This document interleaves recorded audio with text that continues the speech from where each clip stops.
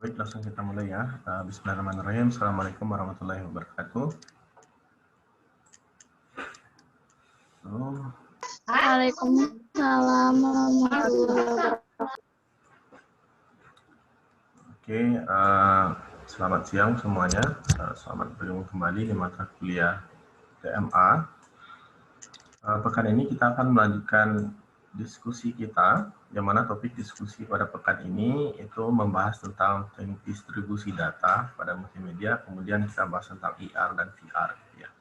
Yang akan membantu diskusi kita pada siang hari ini itu adalah kelompok 17 dan 18. Ya, sebelum kita mulai diskusinya, ada beberapa hal yang ingin saya ingatkan dulu, bahwa kita tinggal untuk diskusi kita itu tinggal 2 pertemuan lagi ya. Sekarang itu 17 dan 18, pekan besok insya Allah kelompok 19 dan 20. Nah, pekan selanjutnya kemungkinan akan libur karena lebaran gitu ya.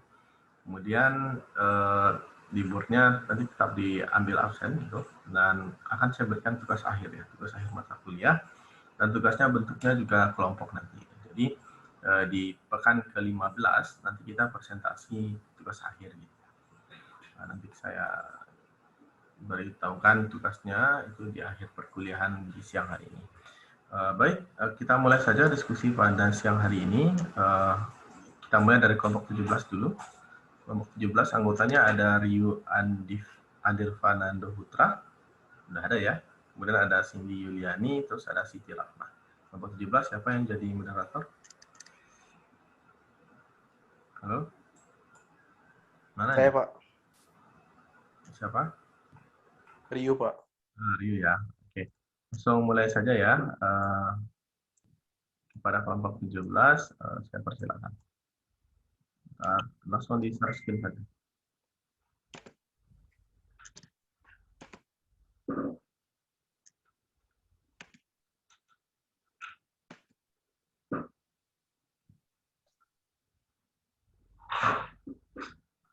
Assalamualaikum warahmatullahi wabarakatuh.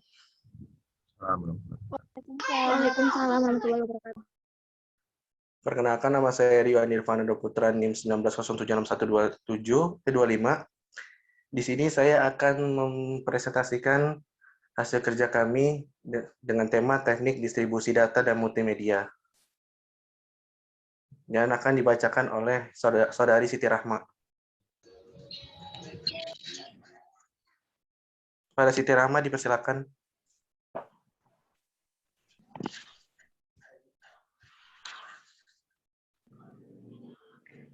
Baik, saya akan menjelaskan sedikit dari materi kami. Yang pertama yaitu pengenalan teknik distribusi data multimedia.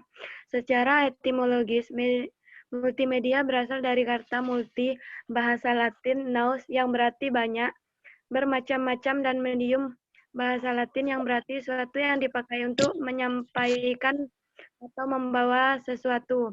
Kata medium dalam American Heating Electronic Dictionary 1991 juga diartikan sebagai alat untuk mendistribusikan dan mempresentasikan informasi.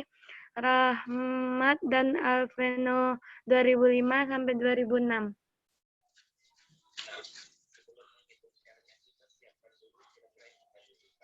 Pengenalan teknik jenis-jenis multimedia.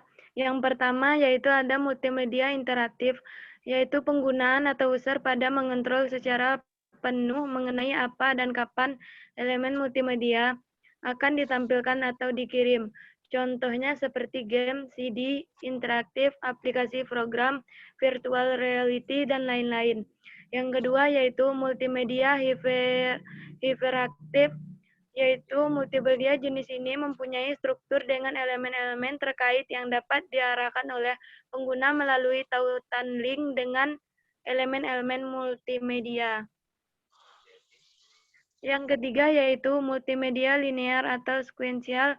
Multimedia linear adalah jenis multimedia yang berjalan lurus. Multimedia jenis ini bisa dilihat pada semua jenis film, tutorial video, dan lain-lain.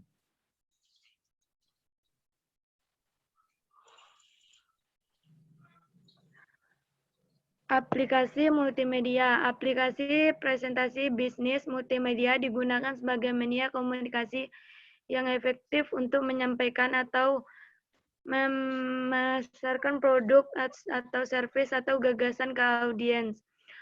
Yang pertama, aplikasi pelatihan berbasis komputer, CBT, Computer Based Training Multimedia digunakan untuk mempermudah pembelajaran tentang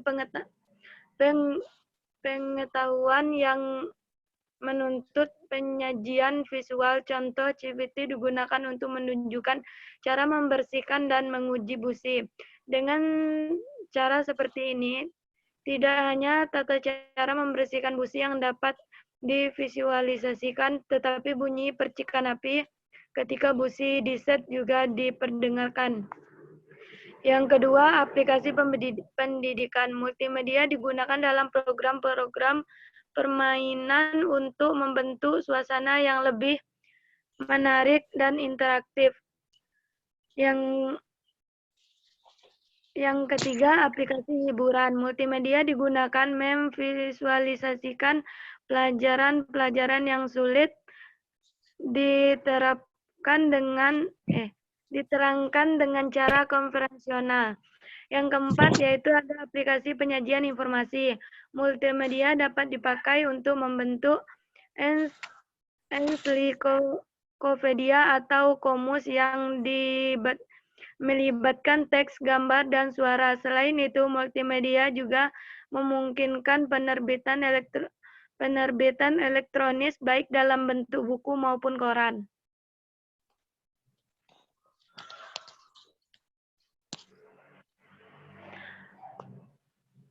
Bidang-bidang aplikasi multimedia. Yang pertama ada aplikasi dalam bidang produksi. Penggunaan aplikasi ini digunakan untuk merancang dan merekayasa suatu produk, misalnya alat-alat elektronik dan mesin. Bahkan dapat pula digunakan untuk memonitor dan mengontrol proses produksi dan perkembangan menuju ke sistem manufaktur terintegrasi berbasis multimedia. Yang kedua, aplikasi dalam bidang pelayanan keuangan. Bidang pelayanan keuangan meliputi pelayanan keuangan personal, pajak, perancangan keuangan, sumber pinjaman, dan perbankan. Contohnya adalah situs smartmoney.com. Yang ketiga ada aplikasi dalam bidang sistem informasi. Aplikasi dalam bidang ini misalnya aplikasi sistem informasi akuntansi SIA, aplikasi sistem informasi manajemen SIM, aplikasi decision support system DSS, dan aplikasi AIS.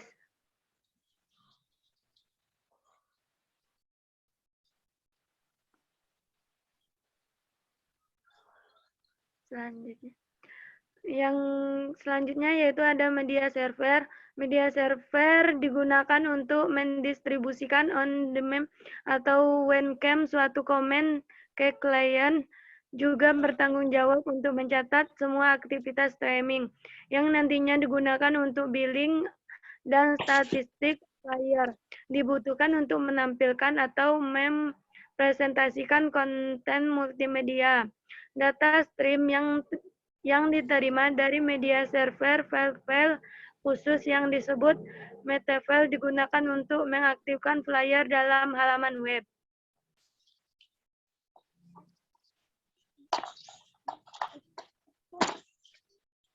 Media streaming. Streaming media merupakan suatu sistem yang terdiri dari komponen-komponen yang saling mendukung. Sebuah teknologi yang memungkinkan distribusi data audio, video, dan multimedia secara real-time melalui internet.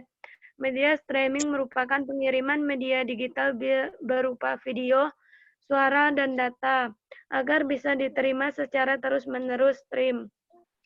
Media streaming merupakan pengiriman media digital berupa video, suara, dan data agar bisa diterima secara terus-menerus atau stream. Data tersebut dikirim dari sebuah server aplikasi dan diterima serta ditampilkan secara real-time oleh aplikasi pada komputer klien streaming. Suara sering juga disebut dengan streaming media. Cukup, Saudara Rahma. Selanjutnya akan dibacakan oleh Saudari Cindy. Saudara Cindy, silakan. Terima kasih kepada moderator. Format streaming, ada 3 jenis format streaming yang banyak digunakan dalam situs-situs internet. 1. Format real media. 2. Windows media. 3. QuickTime. Komponen-komponen dalam stream media. 1. Media source, yaitu sumber yang akan menampilkan suatu konten presentasi. 2. Media source dapat berupa sumber yang bersifat live, seperti kamera video atau mikrofon. Multimedia streaming. Multimedia streaming adalah suatu teknologi yang mampu mengirimkan file audio dan video digital secara real-time pada jaringan komputer. Yaitu streaming dapat dilakukan pada bandwidth dengan kecepatan rendah. Webmaster tidak perlu risau dengan bandwidth. Webmaster tidak dibatasi oleh besar file, hanya dapat dilihat pada saat online. Kualitas gambar jelek. Kendala-kendala yang dapat terjadi dalam melakukan streaming multimedia yaitu bandwidth. Bandwidth sangat berpengaruh terhadap kualitas presentasi suatu data stream. Di samping kondisi jaringan juga mempengaruhi bandwidth. Hal yang perlu diperhatikan adalah ukuran data stream harus sesuai dengan kapasitas bandwidth jaringan. Sinkronisasi dan delay. Agar media yang berbeda sampai dengan dipresentasikan pada user seperti aslinya, maka media tersebut harus tersinkronisasikan sesuai dengan timeline presentasi tersebut dengan delay seminimal mungkin. Broadcasting. Broadcasting merupakan proses pengiriman sinyal ke berbagai lokasi secara bersamaan, baik melalui satelit, radio, televisi, komunikasi data pada jaringan, dan sebagainya. Layanan server ke klien yang menyebarkan data kepada beberapa klien sekaligus dengan cara paralel dengan akses yang cukup cepat dari sumber video atau audio. Internet radio. Internet radio yaitu radio online atau disebut dengan radio streaming sudah menjadi kewajiban bagi radio-radio konvensional di era sekarang. Jika tidak ingin ketinggalan, seperti kereta, pembahasan kali ini memberikan tips dan trik untuk memberikan radio online yang bisa disiarkan secara langsung dan dapat didengar seluruh dunia server. Server live streaming memang mahal karena menyiarkan radio di internet membutuhkan pipa data, bandwidth lebar, dan tidak bisa dibatasi kontrol panel hosting.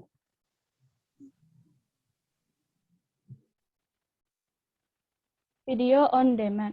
Video on demand adalah suatu istilah penyajian video yang bisa diakses secara online melalui jaringan internet atau intranet, di mana pemirsa bisa melihat kapanpun sepuasnya yang berulang-ulang tanpa harus terikat waktu dan tempat.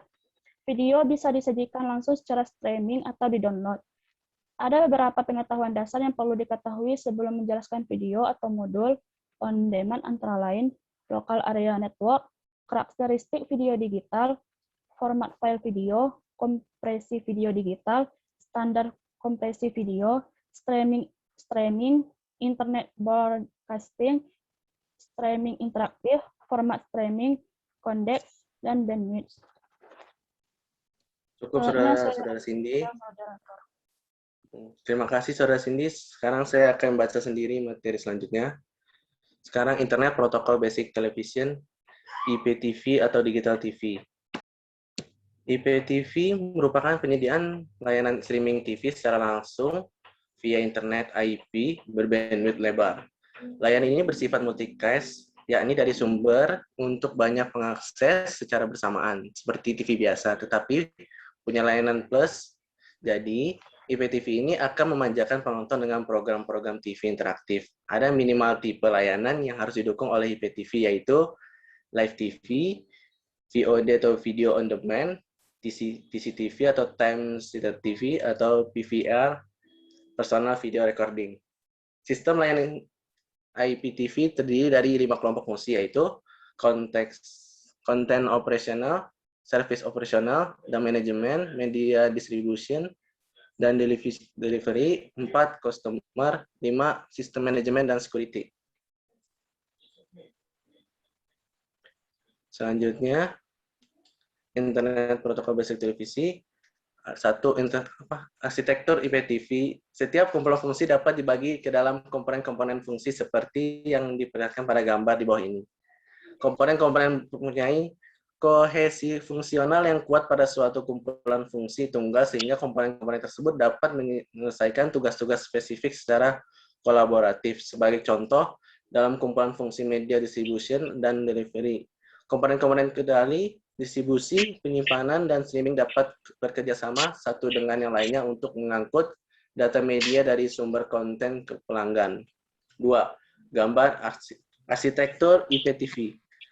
IPTV dapat menyediakan beberapa layanan audio atau video seperti BTV, VOD, PCTV, PVR, dan lain-lain. Kondisi mendasar penerapan secara efektif layanan-layanan tersebut adalah jaminan mengenai QoE. Dan QoE untuk subscriber tidak dapat diraih dengan lemahnya keamanan sistem IPTV.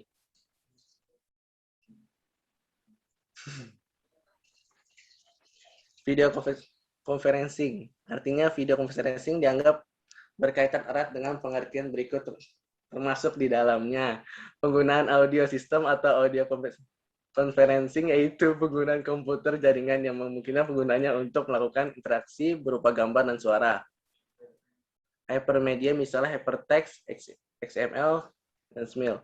1. Hypermedia dan hypertext adalah dokumen non-sekuensial dan non-linear. Jaringan simpul, artikel, dokumen, file, kartu, halaman, frame, layar, yang dihubungkan dengan link, acuan, silang, dan citation. 4. Hypertext digunakan untuk menyebutkan aplikasi berisi hanya teks. 5. Hypermedia untuk menyampaikan keterlibatan media lain, suara, dan video. Hypermedia, misalnya hypertext, XML, atau SMIL. Hypertext Transfer Protocol merupakan protokol yang berfungsi untuk mendefinisikan dan menjelaskan bagaimana servis dan klien berinteraksi dalam mengirim dan menerima dokumen web. Protokol ini didesain untuk mentransfer berkas yang berisi hypertext seperti berkas yang berisi HTML yang digunakan di World Wide Web. Server dari www biasanya dikenal dengan nama HTTP/PD. Perangkat lunak aplikasi internet yang cukup banyak digunakan untuk mencari data di dunia maya. Perangkat lunak ini biasanya disebut juga dengan browser. Hypertext Markup Language merupakan salah satu varian dari SGML, standar Generalized Markup Language, yaitu sebuah standar dari ISO, International Organisasi for Standardization, untuk pertukaran dokumen secara elektronik. HTML sendiri secara formal diumumkan sebagai RFC 1966. HTML, Hypertext Markup Language, adalah suatu format data yang digunakan untuk membuat dokumen hypertext yang dapat dibaca dari satu platform ke platform lainnya tanpa melakukan sesuatu perubahan apapun. Langkah-langkah dalam membentuk hypertext yang efektif. 1. Langkah pertama dalam membentuk hypertext yang efektif adalah memilih proyek yang memenuhi aturan emas hypertext atau the golden rules of hypertext. 2. Ada badan informasi besar yang diorganisasikan menjadi beberapa fragmen. 3. Fragmen-fragmen tersebut saling berhubungan. 4. Pemakai hanya memerlukan sebagian kecil dari fragmen pada suatu waktu. 5. Perancangan buruk hypertext yang sering ditemui atau reflection rate. 6. Terlalu banyak link. 7. Rantai link yang panjang untuk mencapai materi yang relevan. 8. Terlalu banyak artikel panjang yang membosankan. Selanjutnya.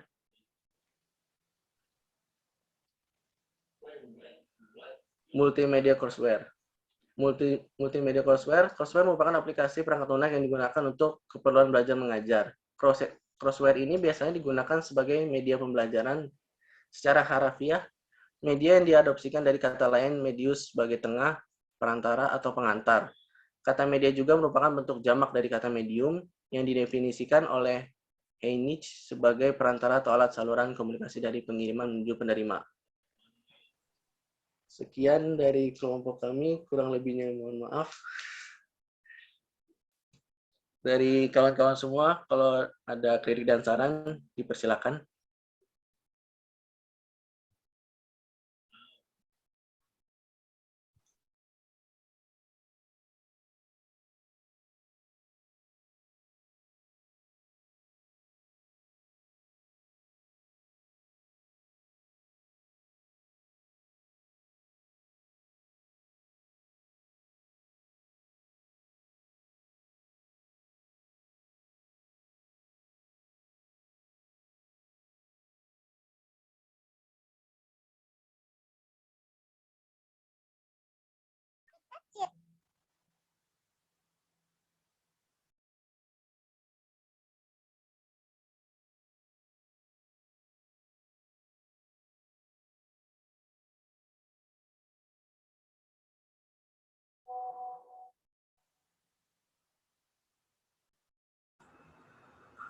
Yuk, langsung ke pertanyaan saja.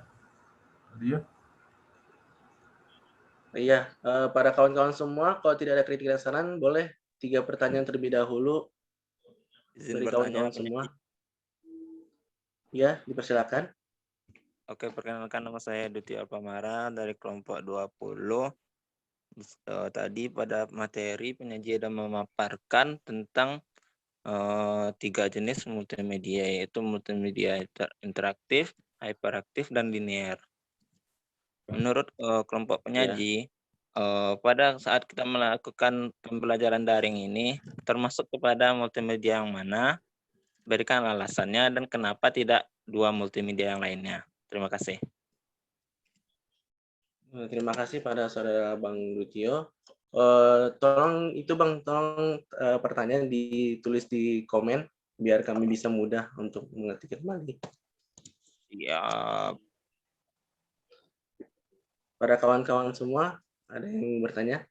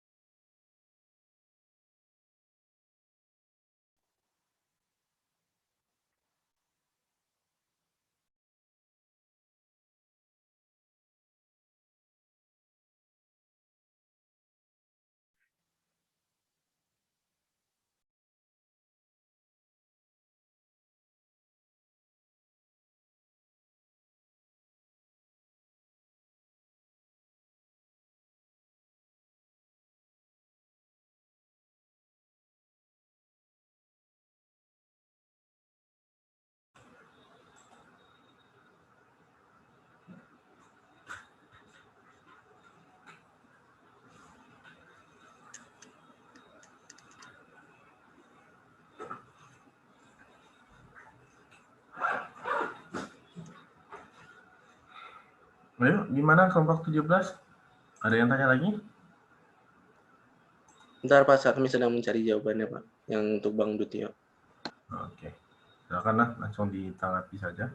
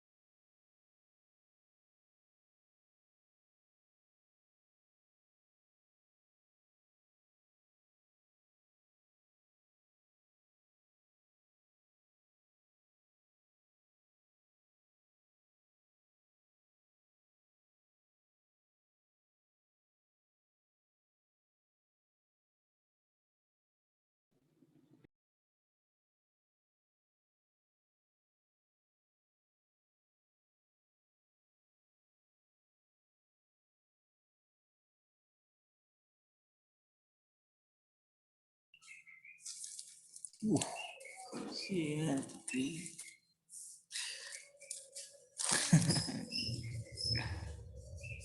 Apa tuh? Apa?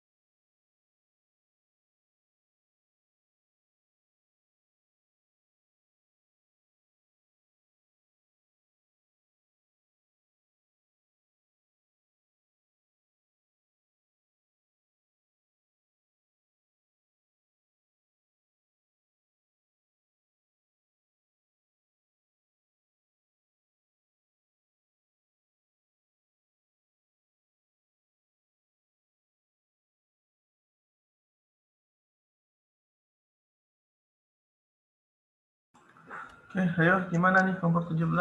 Mana orangnya? Halo? Rio?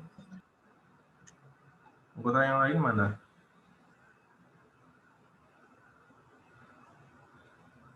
Iya, Pak. Ada bentar, Pak. Ayo coba ditanggapi saja, nanti biar ditambah sama yang lain. Ya.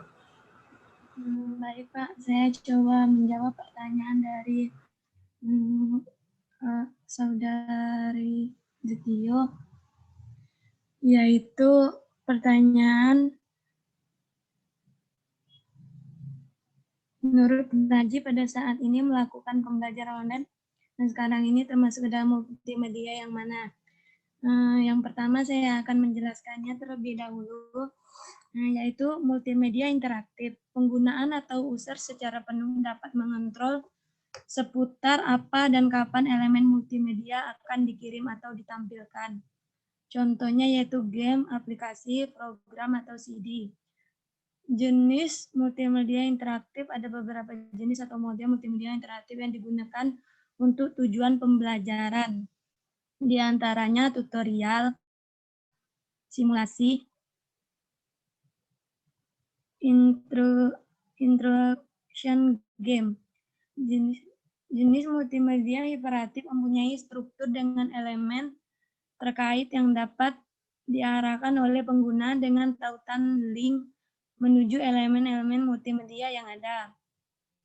Misalnya seperti Word, web, website, mobile banking, game online, dan lain-lain. Yang selanjutnya yaitu multimedia linear, merupakan jenis multimedia yang berjalan lurus. Multimedia seperti ini biasanya banyak ditemukan pada semua jenis film, tutorial, video, dan sebagainya. Sedangkan untuk multimedia interaktif merupakan jenis multimedia interaktif, artinya suatu interaksi antara media dan pengguna media melalui bantuan komputer, mouse,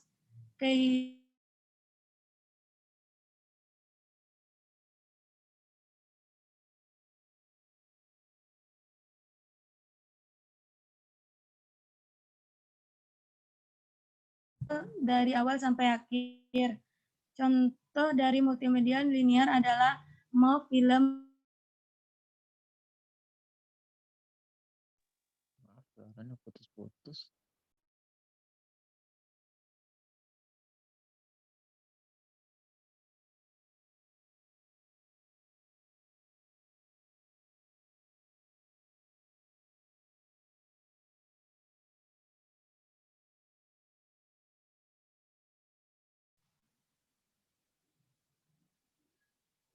Apa tadi jaringannya gangguan?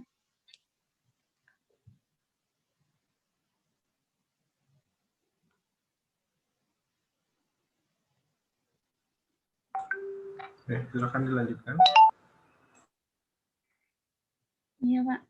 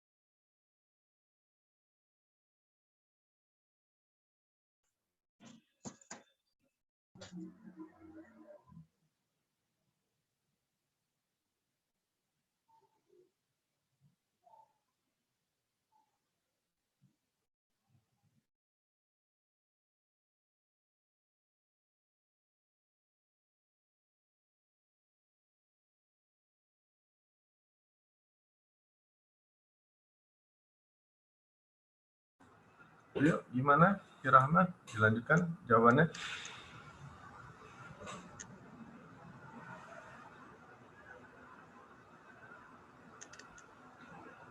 Penjaringan ya.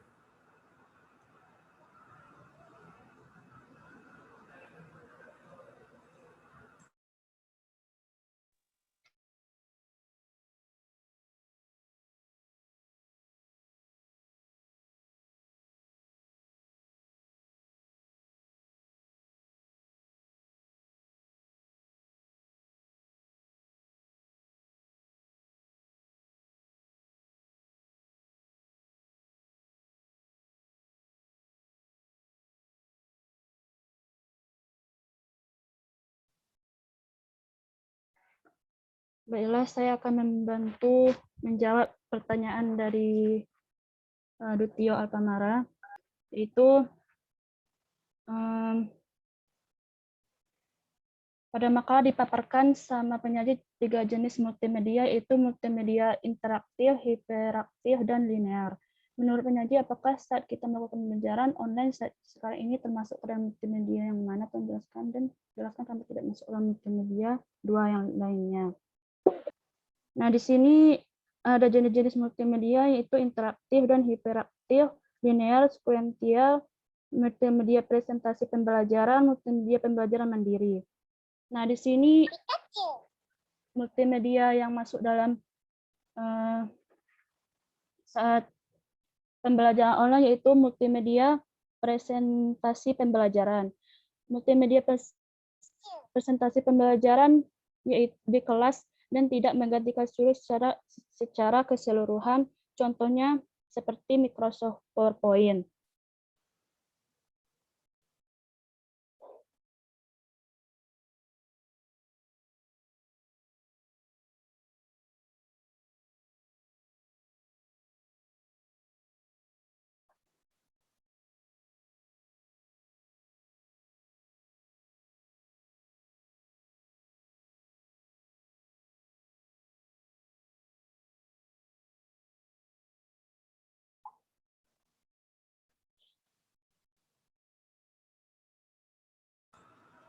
Gimana? Itu saja. Diambil alih saja jadi moderatornya, karena sepertinya dari tadi connecting terus ya, jaringannya sepertinya.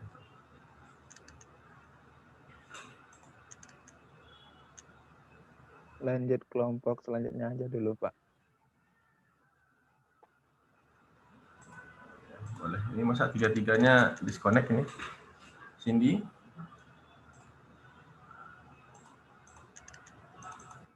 Ya.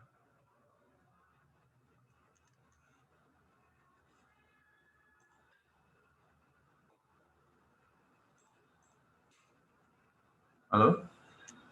Ada Cindy, kemudian ada Siti Rahma, mana?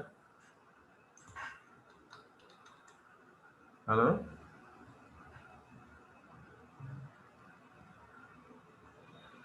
Ya, tidak terdengar suaranya Siti Rahma. Cindy tadi yang kedengaran suaranya mana?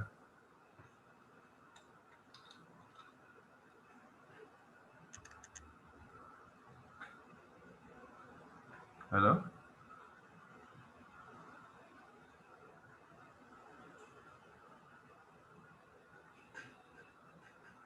Nggak ada ya? Oke, ya sudah. Kita stop saja untuk yang 17 ya, kelompok 17. Karena terlalu lama diamnya ini. Mungkin karena gangguan jaringan juga. Untuk seri connect terus tadi nggak connect. Sekarang saya lanjut ke kelompok 18. Nanti setelah 18 selesai, kita balik lagi ke kelompok 17 ya, karena kendala jaringan. Kelompok 18 itu akan membahas tentang teknologi IR dan VR. Pada kelompok 18, anggotanya ada Sri Hasnita, kemudian ada Suci Rahmadani, terus ada Surya Hakiki. Sudah ada anggota kelompok 18 di sini? Sudah, Pak. Oke, silakan langsung dimulai saja ya, kelompok 18. Siapa yang moderator? Suci? Saya, Pak. Oke, silakan kelompok 18. Saya persilakan. Assalamualaikum warahmatullahi wabarakatuh. Waalaikumsalam warahmatullahi wabarakatuh. Perkenalkan, kami dari kelompok 18 yang beranggotakan saya Suci Rahmadani, Sri Hanita, dan satu lagi Surya Hakiki. Kami akan memaparkan materi tentang teknologi AR dan VR. Baiklah, berikut materi kami. Tolong Nita share screen. Tunggu, Ci. Oke.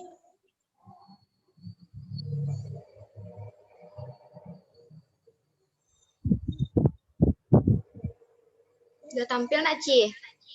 Belum. Nah, udah.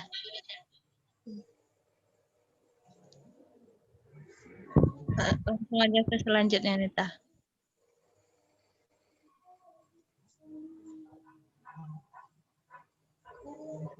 Baiklah, untuk tentang sejarah pengenalan dan pengantar teknologi AR dan VR akan saya bacakan sendiri. Yang pertama yaitu tentang pengenalan teknologi AR dan VR. Teknologi AR dan VR diperkenalkan pertama kali oleh Paul Migran dan kawan-kawan, di mana perpaduan antara dunia nyata dan virtual memberikan visualisasi dengan kompleksitas secara real time. Teknologi VR pun dapat diperoleh secara mudah, di antaranya Oculus, Sony, HTC Vive, dan sebagainya, yang sangat diyakini memberikan resolusi gambar yang tinggi dan visualisasi yang sangat baik. Sejarah teknologi VR dan AR. VR atau Virtual Reality atau realitas maya adalah teknologi yang memungkinkan user dapat berinteraksi dengan suatu lingkungan yang berdimensi 3 disimulasikan oleh komputer terhadap suatu objek nyata atau imajinasi. Sedangkan AR atau Augmented Reality yaitu atau realitas tertambah adalah teknologi yang menggabungkan benda-benda maya baik berdimensi 2 atau berdimensi 3 dan benda-benda nyata lainnya ke dalam sebuah lingkungan nyata berdimensi 3. Layar VR di kepala pertama kali diciptakan pada tahun 1960. Heilig menciptakan Telesphere Mask dan Head Mounted Display atau HMD sebagai medium menonton film tanpa bisa berinteraksi dengan pergerakan. Headset itu hanya menampilkan pemandangan 3D sehingga film menjadi nyata. Contoh perkembangan teknologi VR dan AR masa mendatang. Mengirimkan peta real image untuk GPS dibandingkan dengan tampilan saat ini yang masih berupa peta, di masa datang sangat mungkin kita akan diberikan gambaran seperti Google Street View dengan waktu real time. Pada bidang pendidikan, teknologi VR bisa menyediakan kurikulum interaktif dengan melihat dan mempelajari yang ada di sekeliling kita menggunakan VR, atau bisa juga menyediakan game yang berbasis edukasi. Selanjutnya teknologi AR yang akan dibacakan oleh Sri Hasnita. Kepada Nita dipersilakan. Baik, terima kasih kepada moderator. Untuk materi selanjutnya yaitu teknologi AR. Teknologi AR atau Augmented Reality adalah teknologi yang menggabungkan benda maya 2 dimensi ataupun 3 dimensi ke dalam sebuah lingkungan nyata, lalu memproyeksikan benda-benda maya tersebut secara realitas dalam waktu nyata. Yaitu jenis teknologi AR. Yang pertama ada marker Augmented Reality.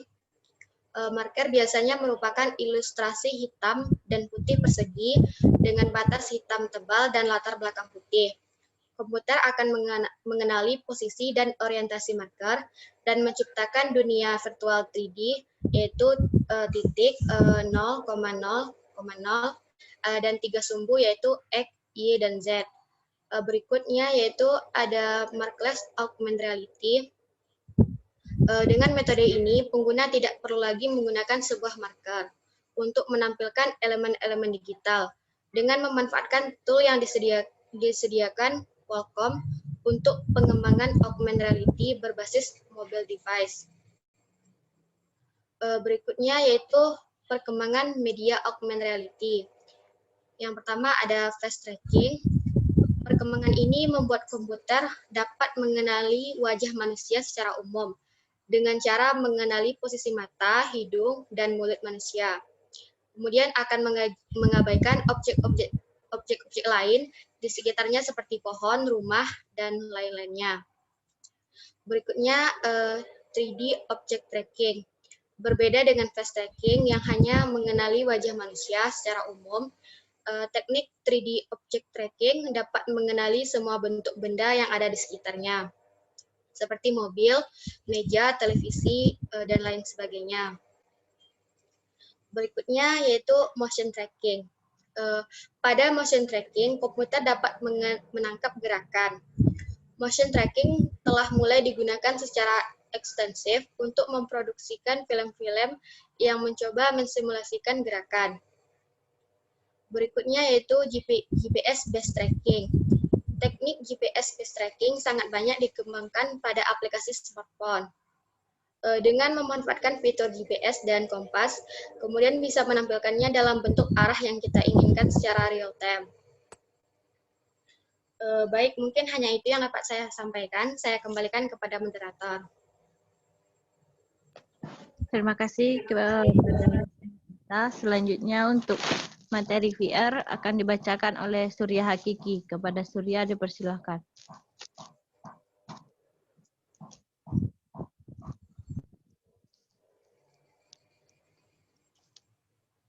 Surya.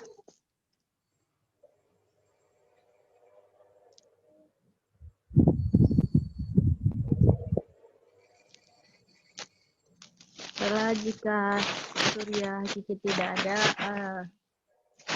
saya akan ambil alih teknologi VR. Teknologi VR atau virtual reality adalah suatu teknologi yang memungkinkan penggunanya merasa berada di dalam dunia virtual atau maya. Dan penggunanya dapat berinteraksi dengan lingkungan virtual yang disimulasikan oleh komputer, sehingga membuat pengguna seolah-olah terlibat secara fisik maupun psikologis. Elemen dalam virtual reality. Virtual world atau dunia virtual, yaitu konten yang terdapat dalam medium yang diberikan. Konten ini dapat berupa screen, screenplay, atau script. Immersion, yaitu sensasi pengguna berada di suatu lingkungan. Immersion dapat dibagi menjadi 1. Physical immersion, yaitu sensasi badan kita atau fisik kita memasuki suatu media. 2. Mental immersion, yaitu sensasi pengguna berada di dalam lingkungan virtual atau virtual environment. Dampak dari teknologi VR. Dampak positif, virtual reality dapat membantu meningkatkan kualitas sumber daya manusia dengan menyediakan berbagai simulasi. Selanjutnya yaitu simulasi virtual yang diberikan oleh virtual reality harganya jauh lebih murah daripada melakukan simulasi sungguhan. Sedangkan untuk dampak negatifnya yaitu penggunaan virtual reality adalah para penggunanya kerap mengalami cyber sickness. Penderita cyber sickness akan merasakan ketegangan mata dan bahkan disertai rasa pusing. Kegunaan teknologi VR di berbagai bidang. Bidang penelitian dan bidang pendidikan. Teknologi ini dipakai untuk mempermudah siswa dalam memahami suatu pelajaran. Pada teknologi ini, para siswa ditunjukkan secara real menggunakan virtual reality suatu masalah yang akan terjadi. Contohnya, studi tentang pengujian matematika kompleks. Untuk bidang militer, contoh aplikasinya adalah SIMNet. SIMNet adalah jaringan area luas dengan simulator kendaraan dan menampilkan simulasi tempur yang real-time, seperti tank, helikopter, dan pesawat di medan perang virtual. Perbedaan teknologi AR dan VR. AR, teknologi akan menambahkan konten digital di dunia maya, di dunia nyata. Sedangkan VR, teknologi akan mengaburkan batasan antara dunia nyata dengan dunia digital. Selanjutnya AR, user tetap terhubung dengan dunia nyata sambil berinteraksi dengan objek virtual di sekitarnya. Sedangkan VR, user seperti terisolasi dari dunia nyata dan merasa bahwa mereka secara keseluruhan berada di dunia virtual atau maya. Sekian pemaparan materi dari kelompok kami. Selanjutnya, kami meminta kritik dan saran dari rekan-rekan sekalian. Jika ada yang ingin menyampaikan kritik dan sarannya, dipersilahkan.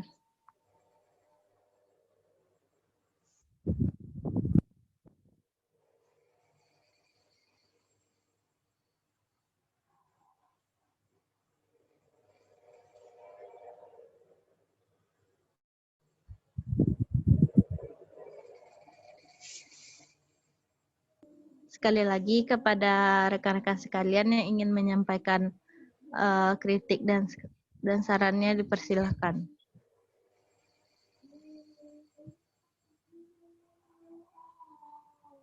Jika tidak ada, selanjutnya kami akan membuka sesi tanya jawab. Untuk pertanyaan pertama, kami persilahkan kepada rekan-rekan sekalian yang ingin bertanya.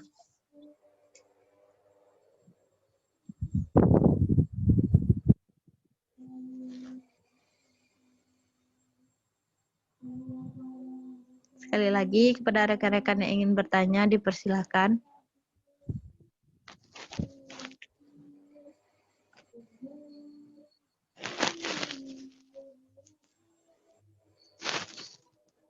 Izin bertanya, moderator. Ya, dipersilahkan. Pertanyaannya Rizky kirim di kolom chat ya. Biar jelas. Terima kasih, moderator. Iya, sama-sama.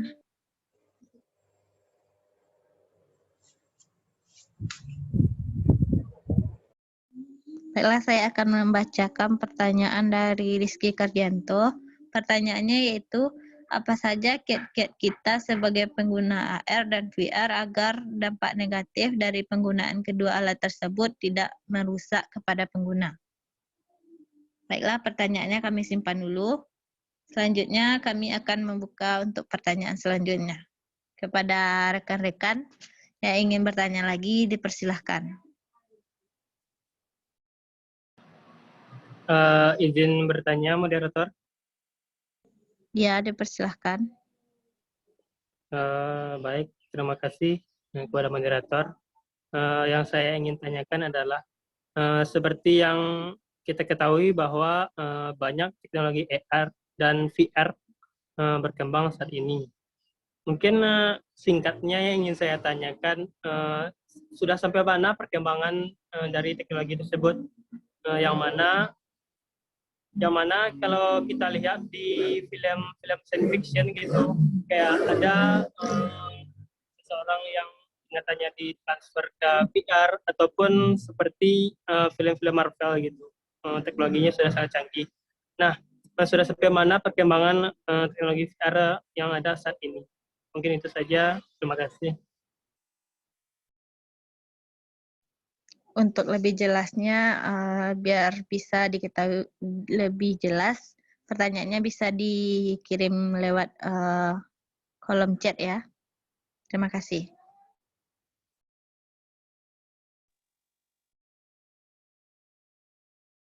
Selanjutnya untuk satu pertanyaan terakhir pada sesi ini, kepada rekan-rekan sekalian yang ingin bertanya, dipersilahkan.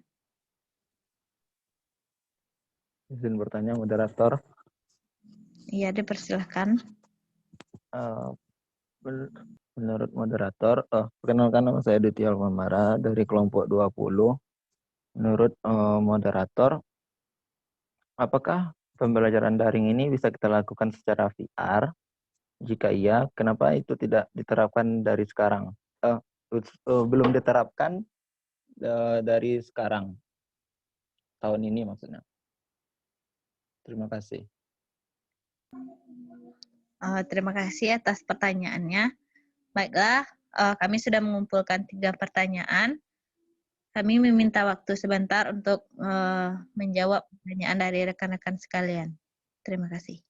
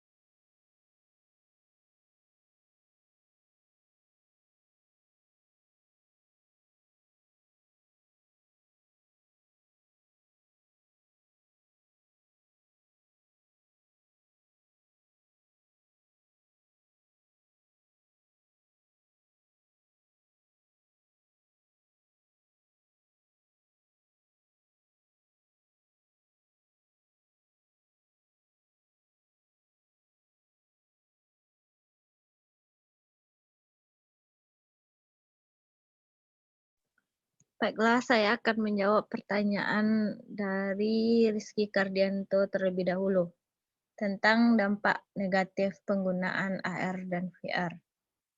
Pada pemaparan materi tadi, di sana sudah saya bacakan, kebanyakan pengguna teknologi VR atau AR terkena cyber sickness. Untuk mencegah terjadinya cyber sickness, menurut saya harus seimbang antara penggunaan teknologi dan juga istirahat, sehingga tidak menyebabkan pusing atau mata perih atau kelelahan. Sekian jawaban dari saya. Bagaimana tanggapan Rizky Kardianto? Apakah diterima?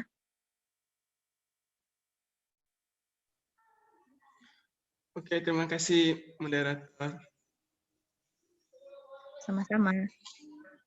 Untuk kelas selanjutnya, pertanyaan dari Tommy Arjuna tentang sudah sampai mana atau tahap mana teknologi VR dan AR berkembang pada saat ini. perkembangan teknologi VR dan AR itu sudah sangat jauh berkembang dan masih akan terus berkembang.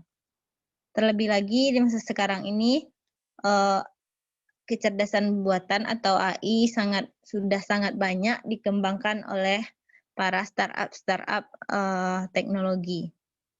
Terakhir yang dikembangkan yaitu peta real image untuk GPS, teknologi game berbasis virtual reality yang sekarang ini sangat banyak mendominasi aplikasi-aplikasi game. Menurut saya, teknologi AR dan VR akan terus berkembang karena diikuti juga dengan perkembangan teknologi industri 4.0. Sekian jawaban dari kami. Bagaimana pendapat Tommy? Apakah jawaban saya diterima? Baik, terima kasih kepada pemateri yang telah memberikan jawabannya. Untuk jawabannya saya terima, cuman saya rasa pertanyaan saya belum terjawab gitu. Soalnya kan seperti yang kita ketahui, yang digadang-gadang untuk masa depan itu kan teknologi kayak AR kan, kayak kayak hologram. Itu kan kayak kita menggunakan motion tracking gitu. Nah, saya rasa perkembangannya itu dari beberapa tahun yang lalu ada sebuah perusahaan entah Microsoft entah apa gitu, dia itu udah mulai menerapin gitu, cuman masih menggunakan alat bantu gitu kayak kacamata VR gitu, terus ada kayak sapu tangan atau gelang gitu. Nah, ada juga beberapa tahun lalu atau entah saya lupa juga tepatnya, ada juga keluar kayak handphone yang yang cahayanya itu ditembakkan ke tangan gitu. Nah, di situ kita bisa melakukan kayak menekan kayak tools-toolsnya gitu. Nah, yang saya ingin tanyakan itu sudah sampai mana perkembangannya, apakah tetap di situ saja ataukah ada update-nya gitu. Soalnya saya juga tidak menemukan gitu, apakah memang ada update-nya atau sampai stuck di situ saja. Terima kasih. Terima kasih atas tanggapannya. Sepertinya Saudara Tommy sudah lebih paham tentang perkembangannya, tetapi menurut artikel-artikel yang saya baca untuk materi kelompok kami ini, tidak ada yang terlalu menjelasi terlebih jauh tentang pembuatan glove atau tentang virtual reality yang Saudara Tommy jelaskan tadi. Untuk lebih jelasnya, saudara bisa membaca jurnal-jurnal yang dari luar atau mengikuti perkembangan teknologi dari dunia luar, dan juga jurnal sains yang berasal dari luar negeri. Gitu. Terima kasih. Maaf, moderator. Ya, dipersilakan. Ingin menambahkan jawaban untuk pertanyaan dari Tommy. Ya, dipersilakan. Baiklah, perkembangan FR masih jauh dari selesai, karena masih banyak yang bisa dieksplor dari FR. Lebih lagi di masa sekarang saat kecerdasan buatan atau artificial intelligence atau AL sedang banyak dikembangkan. Seperti apa sih masa depan teknologi FR atau AR ini? Perkembangan yang mungkin bisa dilakukan adalah 1. Mengirimkan peta real-time, mengirimkan peta real image untuk GPS. Dibandingkan dengan tampilan saat ini yang masih berupa peta, di masa datang sangat mungkin kita akan diberikan gambaran seperti Google Street View dengan bentuk waktu real-time.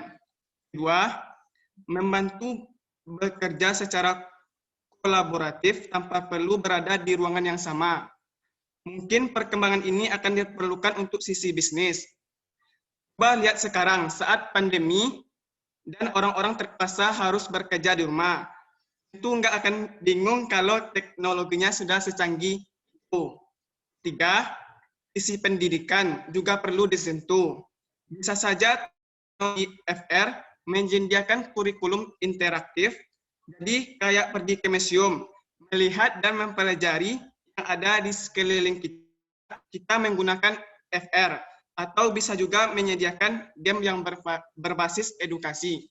Sekian moderator, terima kasih. Terima kasih atas tambahan materinya, tetapi materi itu sudah ada dalam PPT kami. Terima kasih. Untuk selanjutnya yaitu pertanyaan dari Mandutio. Apakah penerapan teknologi VR bisa diterapkan di dunia pendidikan yang seperti untuk daring sekarang? Menurut saya bisa. Karena mengacu lagi ke materi sebelumnya tadi, yaitu di sisi pendidikan bisa diterapkan teknologi VR. Sehingga kita bisa melihat dan mempelajari apa yang di sekeliling kita menggunakan teknologi VR. Tapi kenapa belum digunakan untuk pada saat sekarang ini? Menurut saya itu ketersediaan alat yang belum mumpuni dan juga perkembangan teknologi Indonesia menurut saya belum bisa meimbangi untuk penggunaan teknologi VR di dunia pendidikan di keseluruhan jenjang. Sekian pendapat saya. Kepada Bang Dutio dikembalikan, apakah menerima jawaban saya? Oke, terima kasih penyaji atas jawabannya. Mungkin kalau yang kenapa belum diterapkannya itu saya terima. Nggak sedikit saya singgung masalah penerapan VR ini dalam pembelajaran daring. Maksud saya ini, pembelajaran daring ini yang kayak gini nih, kayak interaktif ini bisa nggak diterapkan? Bukan maksud dalam video tutorial. Kalau nggak salah tadi saya baca, VR yang diterapkan pada pendidikan itu dalam bentuk video tutorial atau bagaimana? Tolong dijelaskan lagi penyaji. Mengacu ke materi dari kelompok 17 tadi dan tentang multimedia interaktif dan juga itu kan termasuk ke teknologi VR. Di sini berbagai macam teknologi VR yang banyak yang bisa kita gunakan untuk sebagai pendukung pembelajaran daring. Salah satunya seperti sekarang ini kita Zoom. Dan juga pengiriman video misalnya oleh dosen bisa juga dan seperti sekarang ini yang lebih mendukung itu teknologi conference yang bisa berinteraksi langsung. Bagaimana Bang Dutio? Oke, saya terima jawabannya. Bukan, maksud saya ini yang namanya virtual reality ini kan bukannya kita itu satu orang, cuman terisolir satu orang dan kita melihat tanpa batas pada menggunakan kacamata VR ya kan? Maksud saya kita menjalankan pembelajaran daring menggunakan VR. Nah, jadi di dalam VR itu kita melihat, anggap ini Bapak Nopanardi lagi menjelaskan tentang materi itu. Nah, kita melihat beliau lagi menjelaskan materi tersebut, tapi materi tersebut bukan dalam bentuk video rekaman. Ya, beliau itu lagi menjelaskan itu langsung. Kacamata virtual tadi kan yang ada tadi perkembangan teknologi. Ya. Apakah bisa diterapkan gitu? Yang itu? Ya, maksudnya saya itu gini. Kan kita pakai kacamatanya nih. Kita kan terisolasi dari dunia luar nih. Nah, yang kita lihat kan nanti kan anggap nih yang kita lihat tuh Pak Nopanardi ini lagi menjelaskan tentang TMA, materi pada saat ini. Nah, ya kita fokus ke cuma melihat beliau aja, tapi cuman beliau itu yang kita lihat itu bukan hasil dari video rekaman. Tapi ya realitinya Bapak itu lagi melakukan itu. Jadi pertanyaannya? Ya maksud saya, apakah sudah bisa? Sampai ke saya. Ya.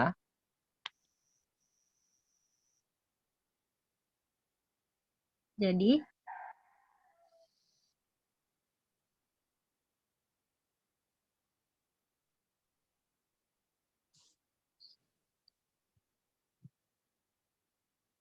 maksud pembelajaran VR ini maksud saya itu kan itu berdasarkan video rekaman atau bagaimana atau reality?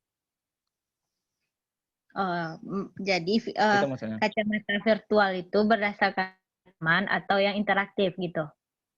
Bukan yang kita lihat di dalam kacamata itu berupa rekaman atau bagaimana? Ah, iya itu sama dong. Ya bentar ya, saya cari dulu.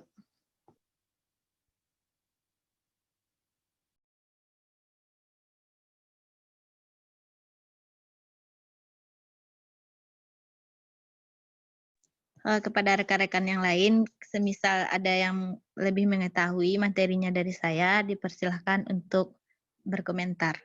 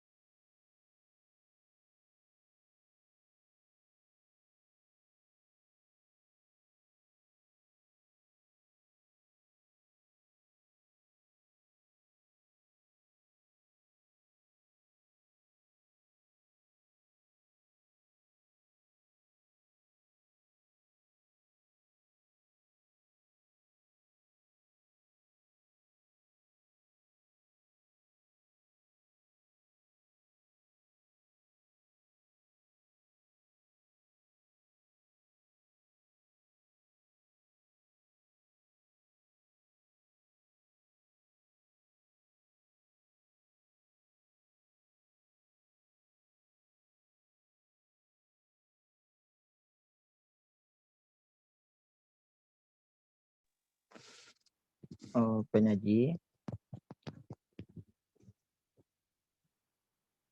Iya. Mungkin sebenarnya jawaban penyaji sebenarnya sudah menjawab dari jawaban penyaji sudah menjawab dari pertanyaan saya. Adapun tadi yang saya tanyakan lagi itu mungkin hanya pertanyaan tambahan yang tidak terpikirkan oleh saya sebelumnya.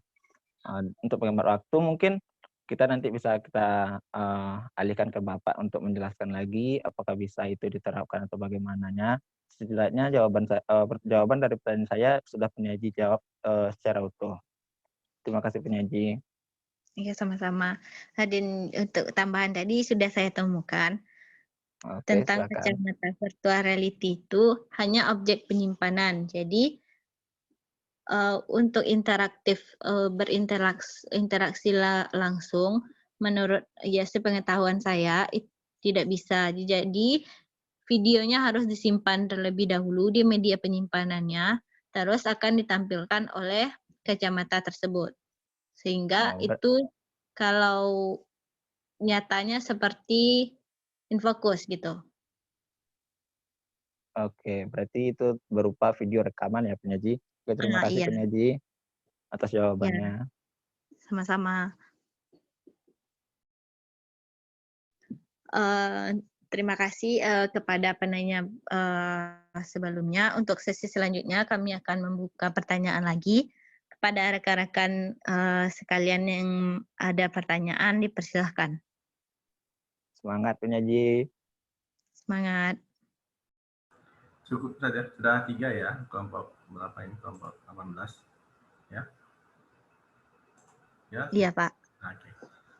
Disimpulkan saja, terus ditutup.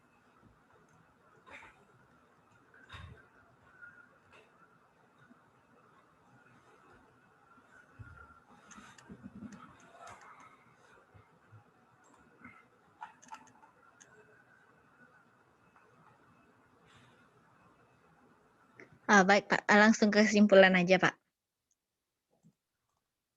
Iya, langsung disimpulkan. Baik, sebentar ya, Pak.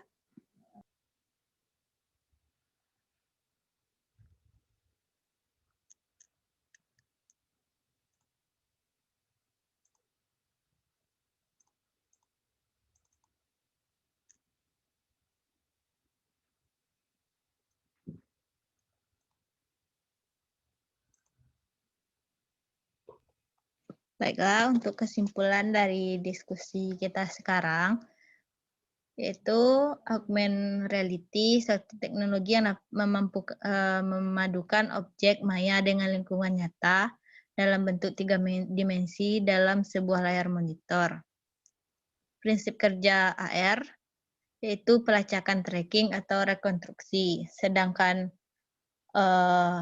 teknologi AR sangat berpotensi untuk dijadikan media pembelajaran. Untuk teknologi VR,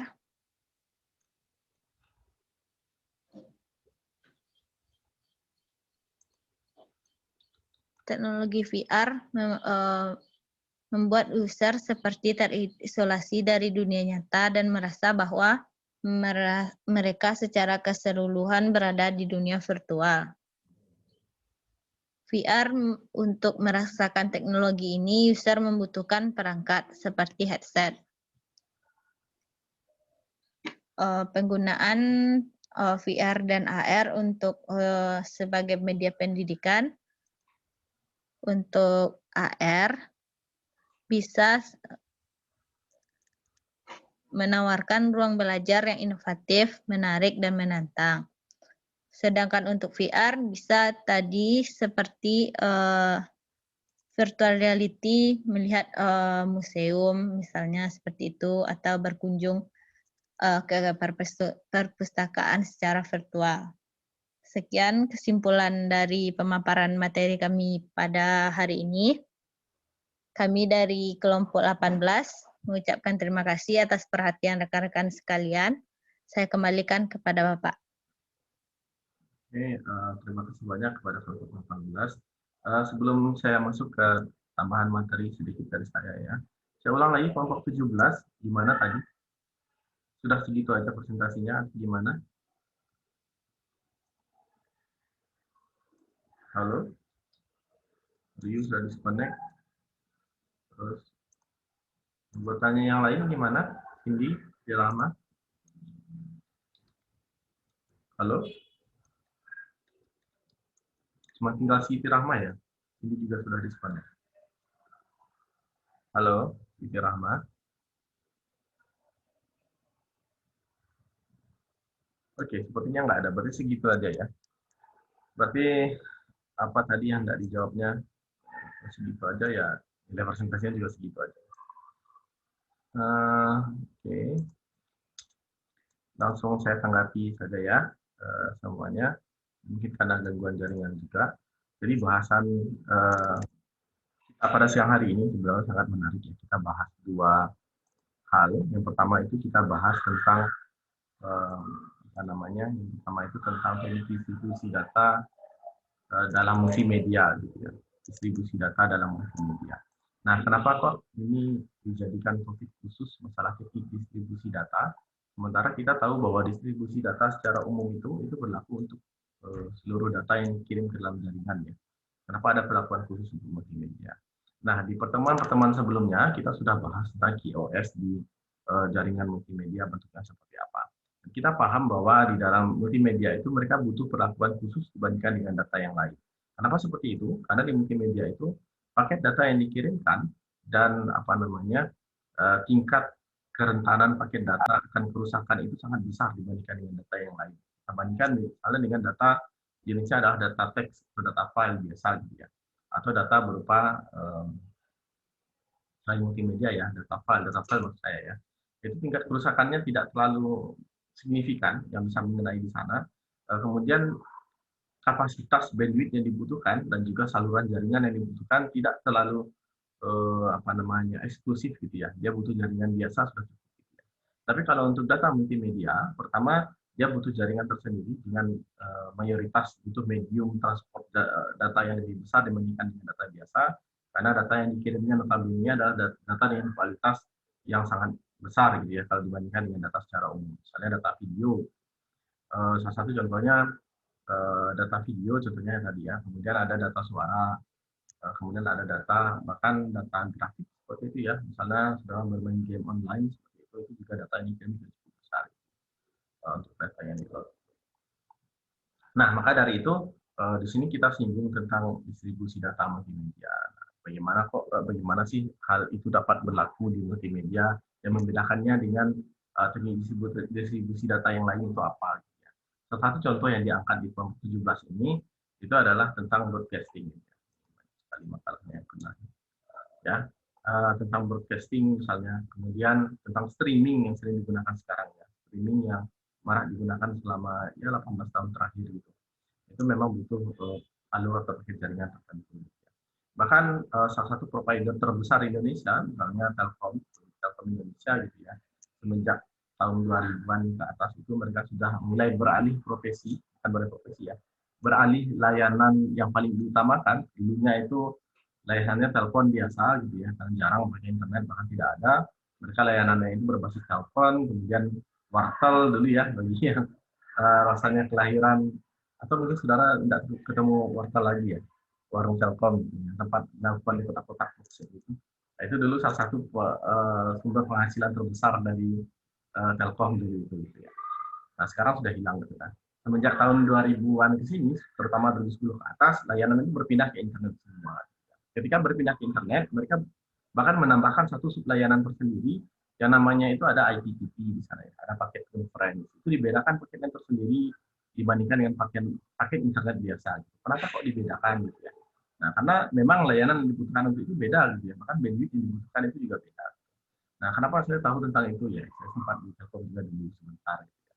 Makanya ya sempat tahu sedikit tentang Telkom. Nah, jadi seperti itu. Nah, misalnya di awal-awal tahun belasan lah dulu ya, masih di awal-awal tahun 2011, 2012 itu di Telkom itu mereka ketika beralih menjadikan internet sebagai layanan utama di sana itu ada beberapa paket yang memang dipisahkan. Karena ada paket conference, ada paket IPTV. IPTV itu khusus untuk televisi saja ya, jaringan untuk televisi digital. Memang disediakan pakai layanan data khusus untuk itu gitu ya. Karena untuk menjamin tingkat kebagusan datanya. Karena dulu ketika zaman itu tahun 2011-an sampai ke 2015 ke bawah itu yang paling tinggi itu baru 4G, dia belum ada 4G plus malahan, gitu ya. Apalagi 5G sekarang belum ada. Gitu. Dan jaringan yang mereka gunakan paling pakai wireless ya, sangat terbatas sekali. Gitu ya. Belum lagi saat itu ketika jaringan di Padang ini, backbone di Padang itu masih sangat sedikit yang pakai fiber optik. Jadi memang sangat meresahkan dulu tahun 2011 di Padang itu seperti apa gitu ya. Jadi seperti itu. Ya, kenapa ada kita bahas paket khusus pengiriman paket data khusus untuk multimedia. Bentuknya ada sangat banyak. Sekarang yang paling sering digunakan sekarang itu adalah streaming ya. Apalagi paket data sekarang karena sudah bagus semua, sudah support streaming, terutama dalam 4 tahun terakhir ya, ada streaming YouTube, ada streaming Instagram, ada streaming yang lain gitu ya. Kemudian video conference sebenarnya terkenalnya ya baru sekarang terkenalnya karena terdampak pandemi baru mulai naik conference. Sebelum itu orang tidak peduli. Conference paling digunakan ya kalangan tertentu saja, misalnya pejabat yang bisa ketemu, misalnya dengan conference. Ya. Bahkan ada satu ruangan tersendiri khusus conference.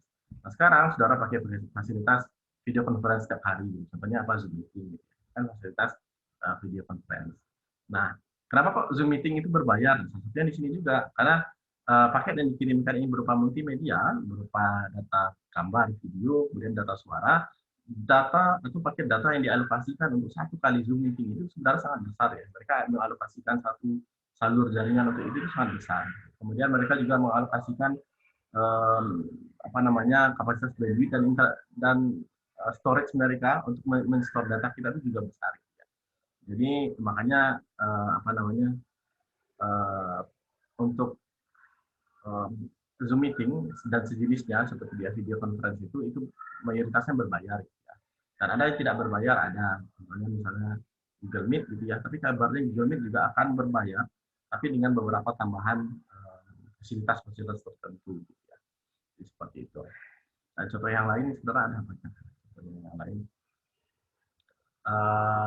Saya rasa itu ya untuk yang pengiriman paket. Untuk makalahnya ini sangat banyak yang perlu ditambah gitu ya. Dan diperbaiki, terutama yang pertama itu ya tata tulisnya mohon disesuaikan lagi ya kelompok 17. Tata tulisnya ya jaringan saya juga sedang kena ini. Oke. Ini masih acak-acakan kalau saya lihat. Ya, tolong sekali lagi diperbaiki. Ini karena bentar ya, saya edit dulu. Mungkin video saya visual background-nya bergerak. Nanti yang diam lagi. Oke. Kemudian nanti ya secara umum nanti silakan tolong diperbaiki lagi ya kelompok 17 untuk makalahnya, tata tulisnya, kemudian spasinya ya ikutilah aturan yang sudah kita buat sebelumnya. Ya. Kemudian saya masuk ke materi yang kedua. Yang kedua itu kita bahas tentang VR dan IR. Gitu ya. Yang membedakan apa antara IR dan VR? Secara umum yang membedakan itu sebenarnya ada dua saja. Yang pertama perlakuan kita sebagai user terhadap teknologinya. Yang kedua kelengkapan alat yang digunakan untuk itu. Secara umum perbedaannya yang paling mencolok itu, gitu. Walaupun perbedaan yang lainnya ada banyak sekali. Kalau untuk VR itu usernya dibawa masuk ke dalam dunianya virtual, gitu ya. Jadi virtual reality kita masuk dalam dunianya. Bentuknya apa? Kalau sekarang itu kita pakai Oculus Rift, gitu ya, Google-nya, gitu ya.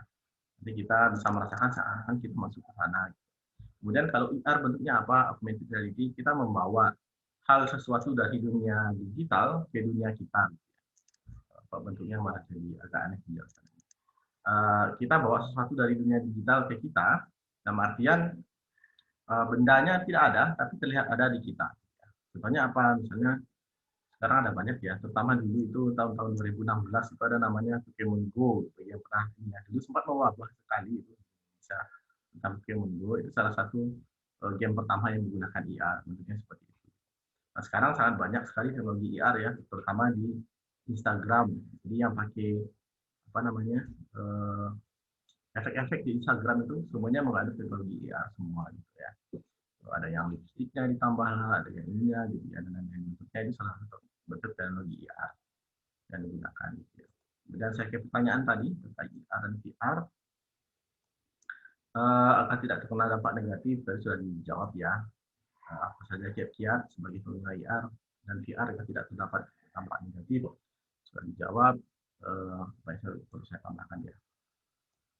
Kalau terkena dampak negatif, sebenarnya teknologi itu memang menimbulkan tingkat edik ya, maksudnya kecanduan, gitu.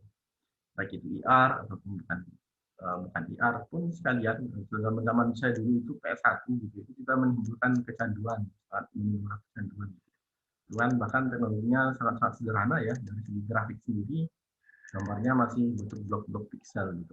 Tapi malah kecanduan, malah ada yang main sampai ke tempat penyewaan PlayStation gitu, bagi yang tidak punya gitu ya, tidak punya PlayStation di rumah.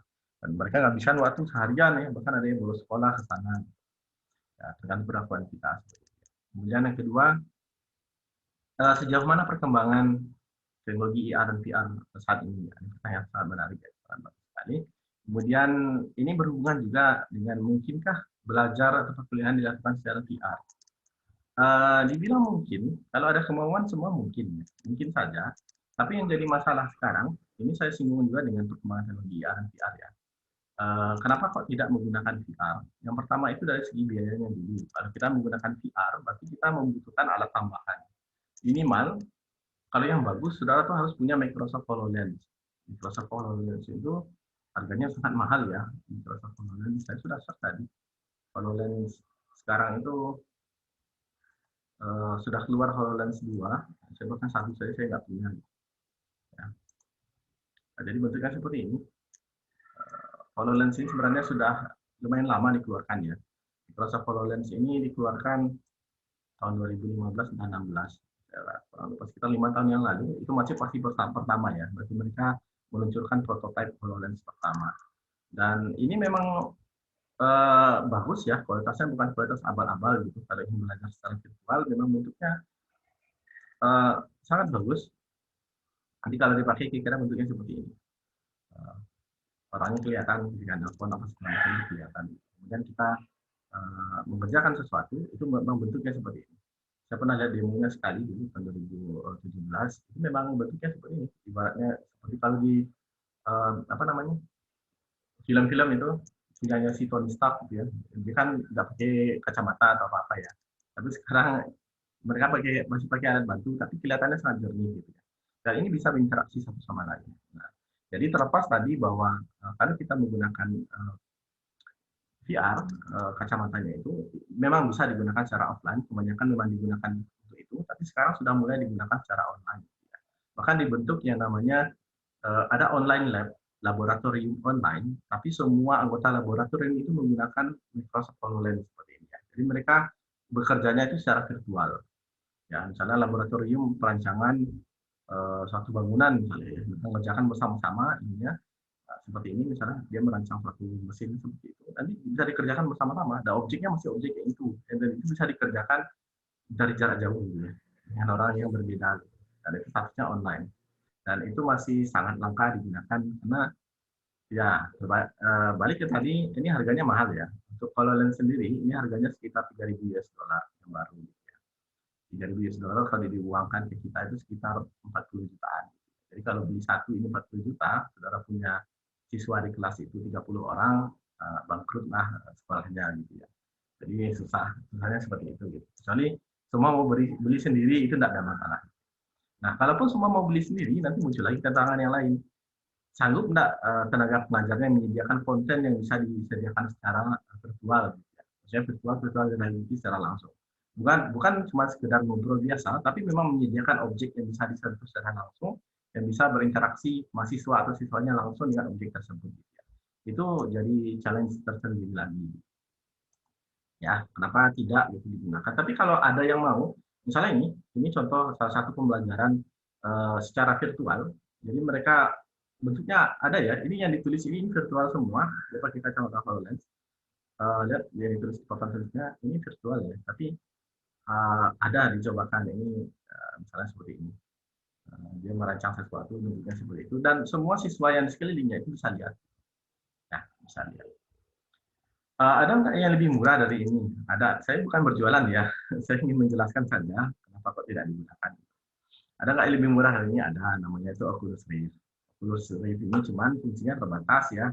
Fungsinya kebanyakan digunakan untuk gaming. Harganya itu $299 ini belum masuk ke pajak Indonesia ya. Kalau masuk ke Indonesia dikenai pajak segala macamnya itu $500 kurang dikit lah. Jadi harganya juga lumayan sih, sekitar 6 jutaan. Ya, kalau di kita kalau beli alatnya saja seperti ini sudah 6 jutaan, takutnya nggak sanggup gitu ya. Dan memang pembelajaran di kita rasanya memang belum ada yang terlalu membutuhkan gitu ya. Bahkan untuk belajar secara virtual kita bicara langsung pakai Zoom seperti ini itu statusnya dalam tanda kutip itu dipaksa ya, dipaksa karena wabah pandemi.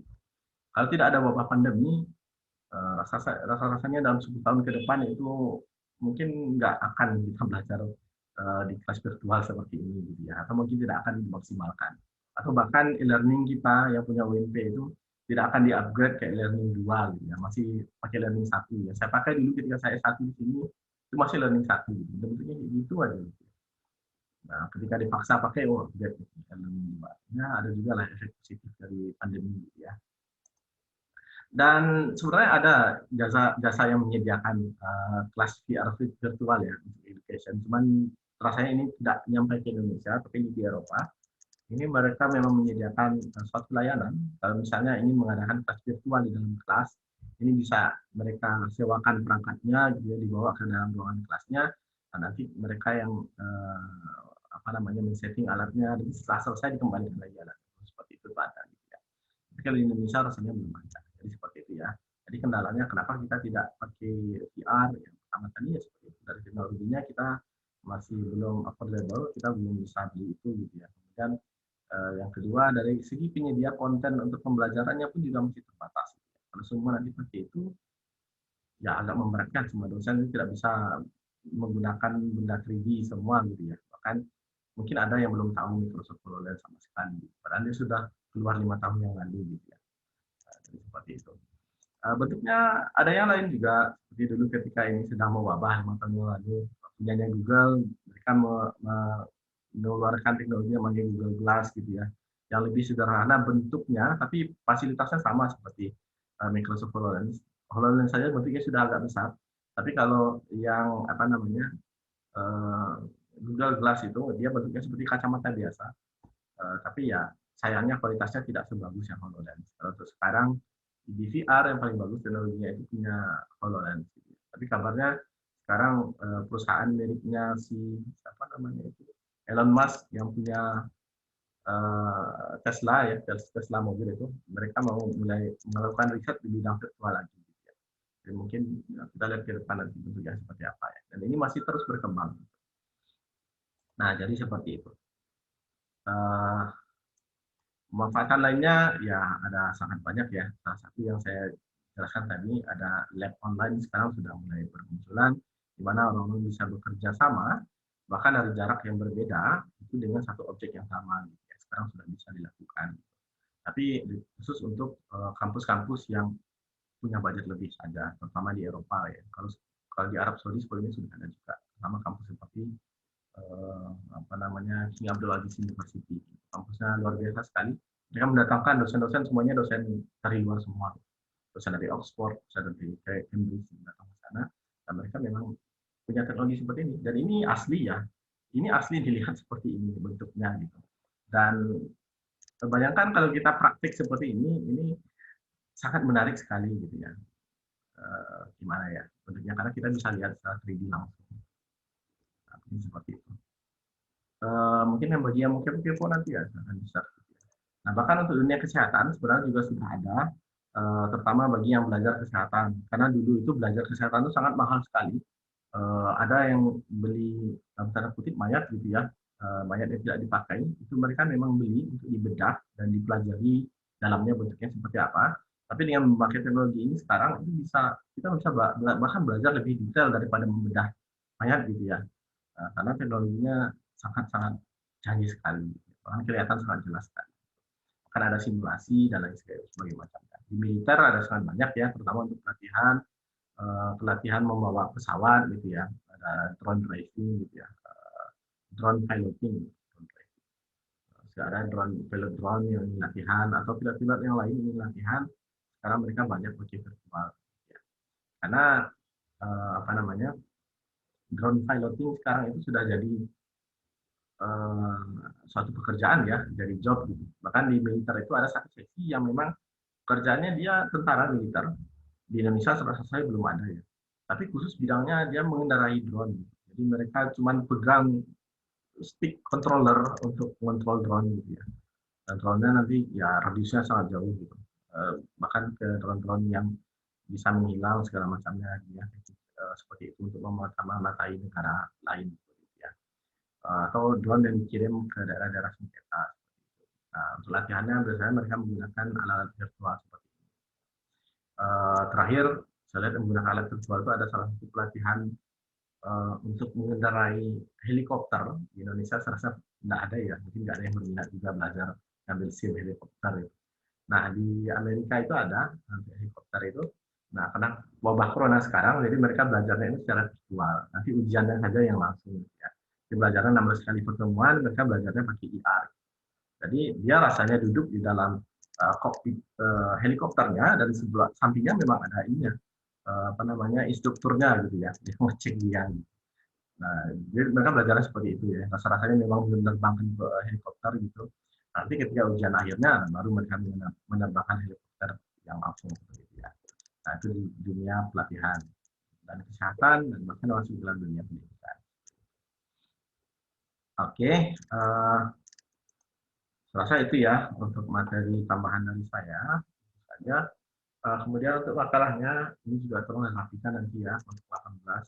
Saya cek tadi masih banyak yang belum terlalu rapi. Nanti dirapikan lagi, ya semuanya lah dirapikan. Dari kontennya saya rasa sudah cukup padat, cukup menarik, cuman dirapikan makalahnya tolong ya. Nanti yang lain juga diikuti aturan yang tadi. Kalau ada gambar seperti ini rasanya saya kenal orang semua. Ada yang kenal orangnya? Mark Zuckerberg. Yang ini? Siapa ayo? Ini orang Indonesia loh. Pak Presiden, Jokowi. Pak. Presiden. Presiden ya. Orang nomor 1 Indonesia, Pak. Masa nggak kenal. Jadi seperti itu ya.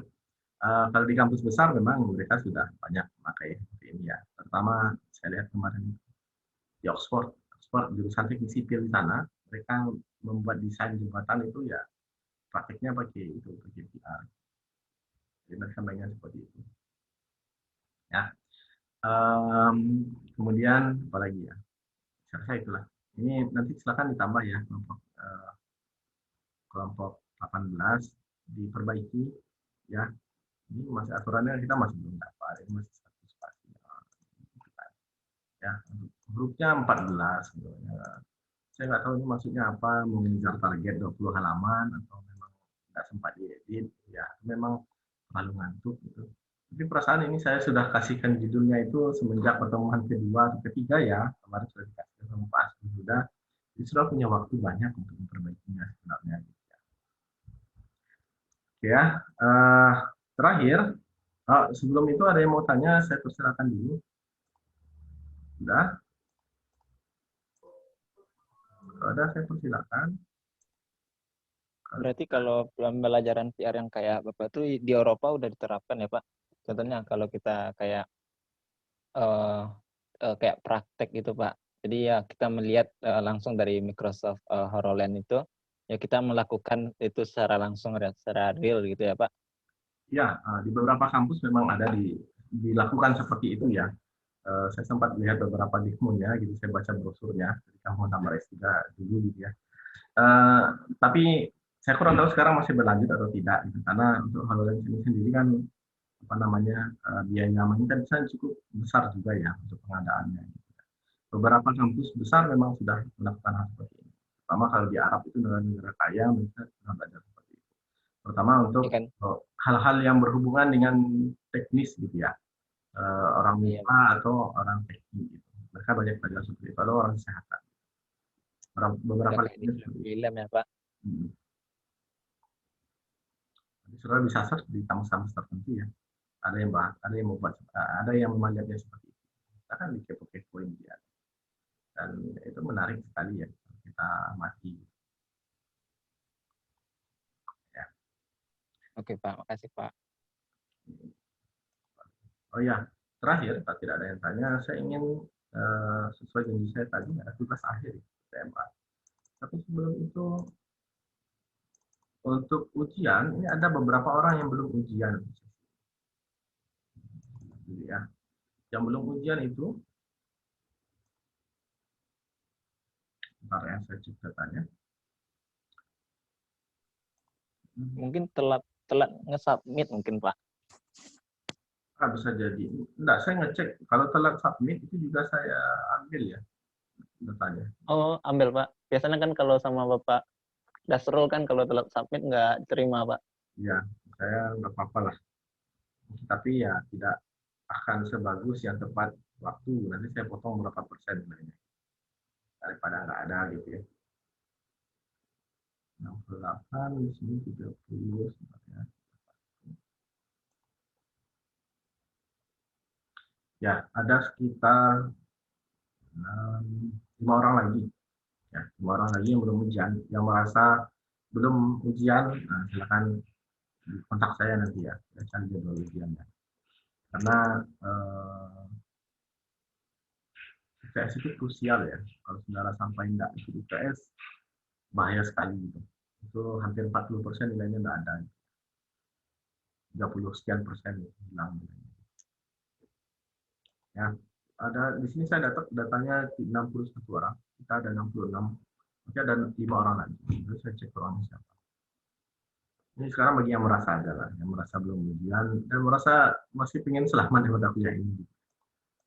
Tapi kalau nggak ada nilai ujiannya ya gimana?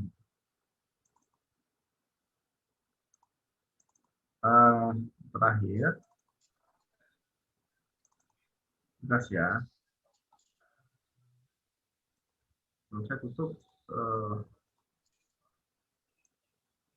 Oke, tugasnya ini terus pada Rabu kemarin.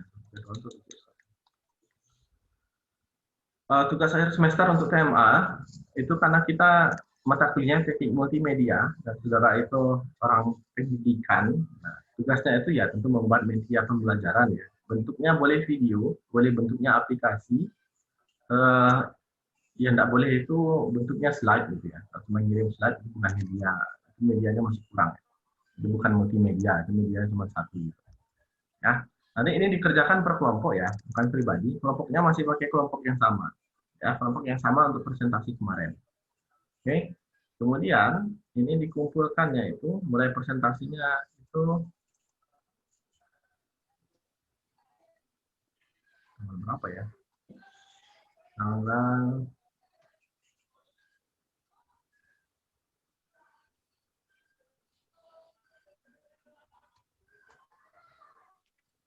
21 ya.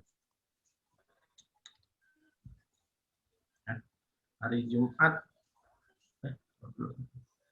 Mei. Hari Jumat tanggal 21 itu kita presentasi. Ya, sekarang tanggal 30 berarti ada 3 minggu lagi. Ya, waktunya cukup lama saya dikerjakan. Kemudian tanggal 14 sepertinya libur gitu. 17 besok masuk, 17 itu terakhir presentasi ya. Terakhir kelompok 19 dan kelompok 20 akan disiapkan. Ya, kan besok. Oke, dipresentasikan ini hari Jumat tanggal 21. Terus ini makalah. Untuk makalah, saya tunggu pekan besok paling lama ya. Yang belum, terutama yang sebelum UTS itu sudah selesai semua perbaikannya ya. Harapannya sudah selesai.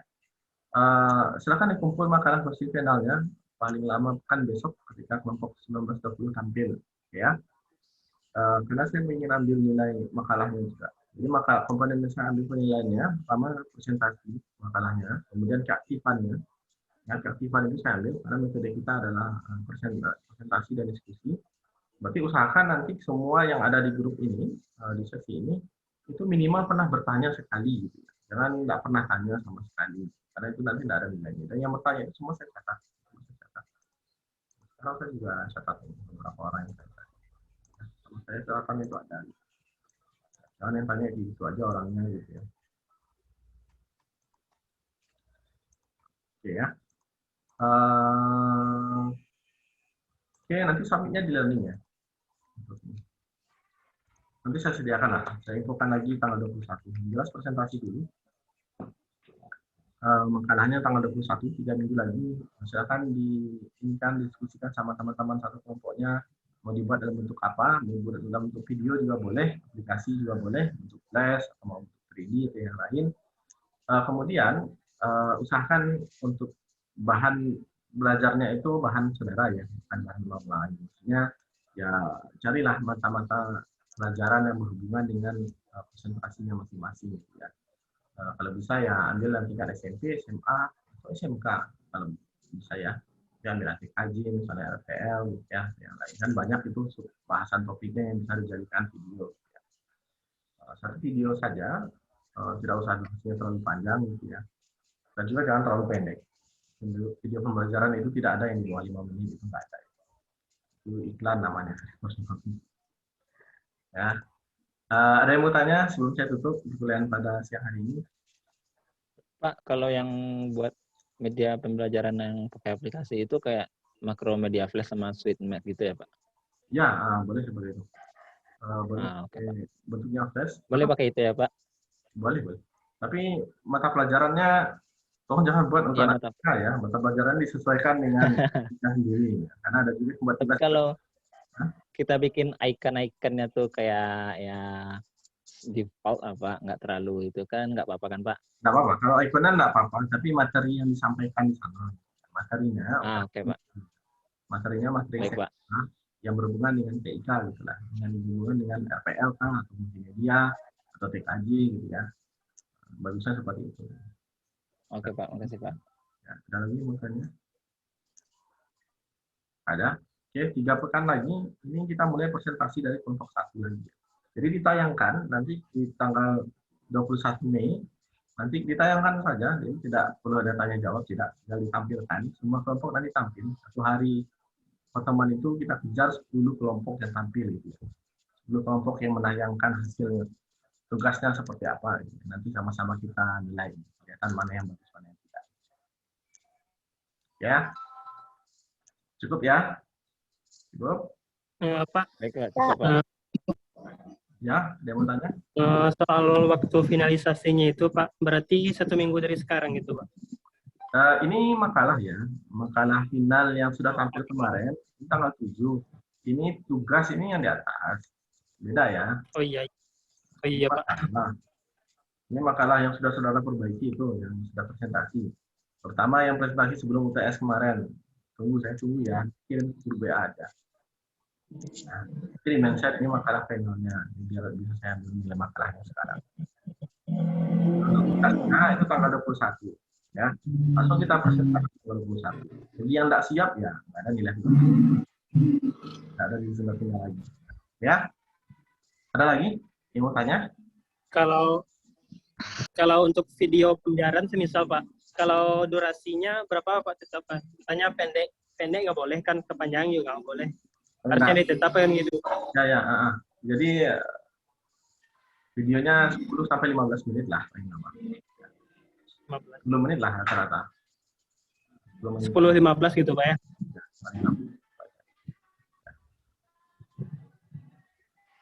Baik Pak.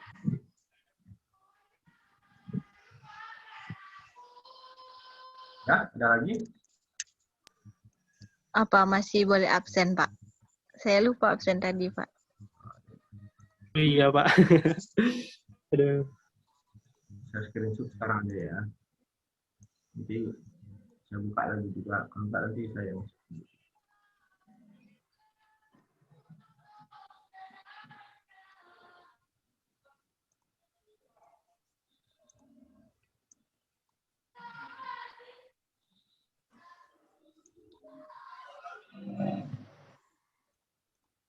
Oke, sudah.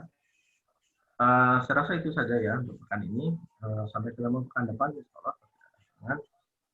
Pekan depan berarti kelompok terakhir untuk diskusi ya, kelompok 19 dan kelompok 20. Nah, silakan dipersiapkan. Ya. Oke, jangan lupakan tugasnya, jangan ditunda-tunda. Silakan mulai dikerjakan 3 minggu waktunya gitu ya. Jadi potong lebaran lagi gitu ya. Ada yang buka atau masih di kampung untuk sempat lagi belajar. Ini dibuat sekarang ya kalau ada waktu. Mungkin itu saja. Terima kasih banyak atas partisipasinya pada siang hari ini. Terima kasih banyak khusus pada yang presentasi tadi dan yang aktif bertanya dan menambah jawaban dan semuanya secara umum gitu ya yang hadir pada siang hari ini. Jangan lupa isi absen lagi ya di depannya. Kita masih ada 4 kali kan, 4 kali lagi, 4 atau 5 kali lagi isi absen. Itu saja. Terima kasih banyak. Tutup. Wassalamualaikum warahmatullahi wabarakatuh. Waalaikumsalam warahmatullahi wabarakatuh.